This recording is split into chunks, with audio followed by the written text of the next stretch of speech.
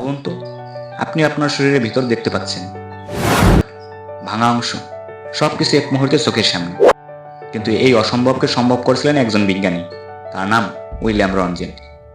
1835 সালে 27 মার্চ জার্মানিতে জন্ম নেন এই অসাধারণ বিজ্ঞানী। তিনি ছিলেন শান্ত, গবেষণায় ডুবে থাকা এক মানুষ। কিন্তু 1895 সালে এক অদ্ভুত ঘটনা তার জীবন, এমনকি পুরো পৃথিবীর চিকিৎসা ব্যবস্থাকেই বদলে দেয়। একদিন ল্যাবরেটরিতে কাজ করার সময় তিনি লক্ষ্য করলেন একটি অদ্ভুত আলো জ্বলছে, যেখানে কোনো আলো থাকার কথাই নয়, তবুও সেটি দেখা যাচ্ছে। তিনি বুঝতে পারলেন এটা কোনো সাধারণ আলো নয়।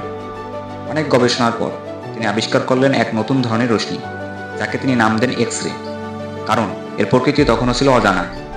এই রশ্মির সবচেয়ে আশ্চর্য ক্ষমতা ছিল এটি মানুষের শরীর ভেদ করে হাড়ের ছবি তুলতে পারে। এটাই ছিল চিকিৎসা বিজ্ঞানের এক বিপ্লব। প্রথমবারের মতো মানুষ অস্ত্রোপচার ছাড়াই শরীরের ভেতর দেখতে পারল। ডাক্তাররা সহজে রোগ নির্ণয় করতে পারবেন। আর আজ এক্স রে ছাড়া আধুনিক চিকিৎসা কল্পনাই করা যায় না। এই অসাধারণ আবিষ্কারের জন্য 1901 সালে তিনি প্রথম নোবেল পুরস্কার পান। কিন্তু জানেন কি, তিনি এই আবিষ্কার থেকে কোনো টাকা নিতে চাননি।